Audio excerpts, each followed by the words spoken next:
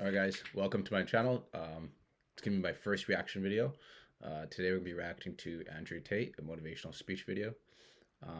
It's gonna be my first reaction and I'm super excited. I do like Andrew Tate. I've watched some of his videos before in the past.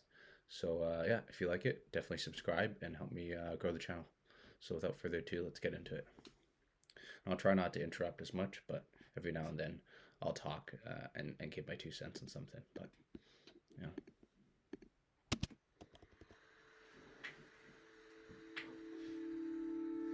Why I think I fight. Do I enjoy it? No. Do I enjoy training? No. Do I enjoy cutting weight? No. Am I nervous? Yes. Do I think to myself, what am I doing? Yes. Completely. Unfortunately, it's one of those things you're either born with or you're not.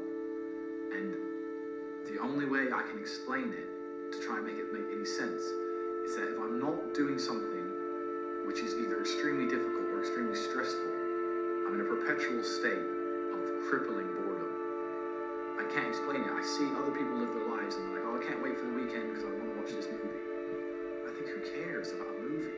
You're looking forward to the weekend for a movie? Looking forward to the weekend to get drunk? Like, these things to me are so mundane. They mean nothing. And if I don't fight, if I'm not in a situation where I'm stressed or worried or concerned, I'm just perpetually bored. And boredom's crippling. If you're an intelligent person and you've got a good brain on your shoulders, you can't just sit there bored. You know? So most smart people take the academic route to avoid boredom. They learn. But that's never really interested me either. Although I've always been an intelligent guy and I've always done well academically, it never really interested me. And then I see people climb Mount Everest or jump off buildings or do base jumping, or the guy who jumped from space. People think, what's he doing? He's crazy. I understand. Because some people can live normal lives. Some people cannot just function 9 to 5 office job, get drunk at weekends. That is not for some individuals, and it's not for me. So I have to find something which keeps me physically tired enough to stop me going AWOL, and mentally tired enough. And I've chosen fighting, because without this, when I'm not in training, I wake up every day and think, okay, what am I going to do today? It's 9 a.m. on a Tuesday, I'm bored, everyone's at work, I'm bored, and I'll end up doing something crazy. I'll either end up drunk, or on the Eurostar, or, you know, it's just a random lifestyle, because I'm constantly looking for never-ending entertainment, and it doesn't exist. I think the only thing that could stop me fighting is if I had enough money to constantly entertain myself. Unless I'm a billionaire, I need something that keeps me focused and keeps me occupied in life. With fighting, I have to train twice a day, and I have to train hard, and the stress it brings in every aspect can replace fun, and my mind is occupied. It occupies me. It's the only way I can try and explain it. It occupies me, and I could never stop doing this even if I lost 100 fights, because I'm not built to live a normal existence. I can't do it. I couldn't just have a kid with some girl and sit at home and work a little bit and relax. I've never relaxed in my entire life. I don't know what relaxing is. It's just not me.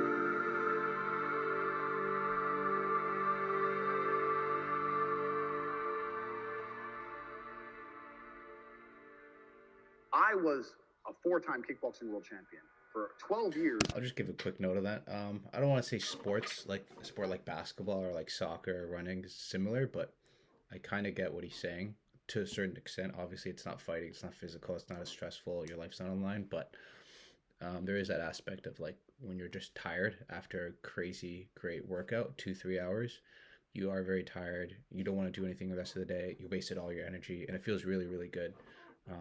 So I will say that. I trained 5 hours a day, 6 days a week.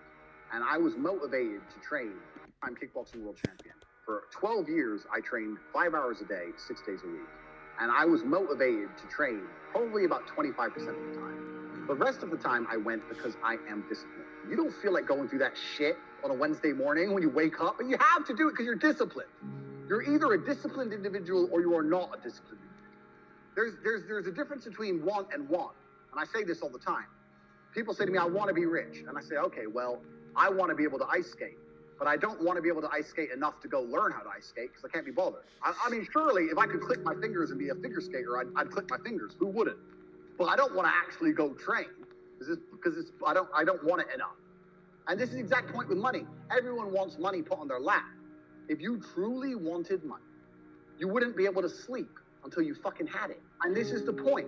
Because when I had nothing, I couldn't be distracted. You couldn't distract me from what I wanted.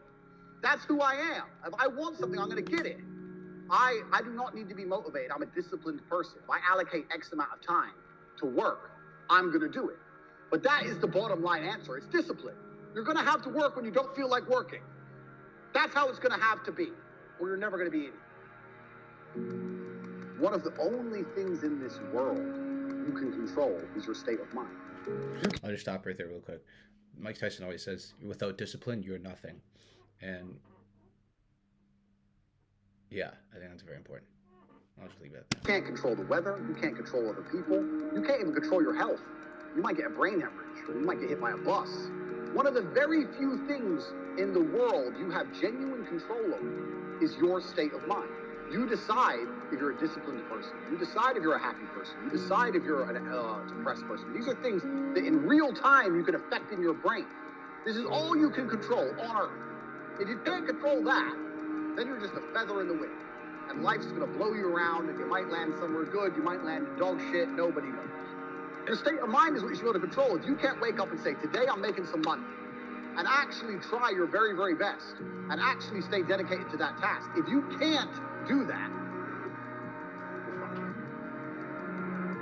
every man understands you shouldn't be complaining about things you cannot change. You have to play the cards you're dealt. To be born a certain height and then to sit there and go, what do I do? I'll tell you what you do. You become the best version of yourself, just like everyone else does. Nothing about the height is in and of itself enough value for me to be a valuable man. As a man, you build your value. You are born with the cards you're dealt. Sure, it'd be ideal. Look, I'd love to be 7 foot tall. I'm not. So it's the same argument. If you're 5'2", you need to become rich, strong, and funny, and charismatic, and interesting, and witty. If you're 6'4", you need to become rich, strong, well-connected. It's the same game. So to sit there and complain about it is asinine. All of you have a handful of blessings. I don't think you understand that. You could have been in a car crash at 4 years old and lost your legs. Do you have any understanding of how lucky you have been? This is pure luck. There's only luck has kept you fully able-bodied, sitting there, capable of learning and listening and becoming something. You don't really need to be that tall if you're important and rich, and when you walk in the room, you think when fucking Mayweather walks in the room, people give a shit? Fix that frame in your mind. You are viewing yourself as a short man. Stop it. Walk the fuck up and be the man. I like that ending there, especially on gratitude, where you're lucky. You're lucky with whatever cards you've been dealt. That is so powerful. Wow. Because you could be somewhere else on the other side of the world, born in like Syria or the middle of Africa or wherever, with not the same opportunities as someone else born in here on the western side of the world. Super powerful. Yeah, man. I love Tate. Good stuff. That's the end of the video. Awesome. Thanks for watching, guys. If you want to see more, be sure to comment which videos you want to see next, and subscribe and like this video. Help me grow this channel. I appreciate it very much. Thanks, guys.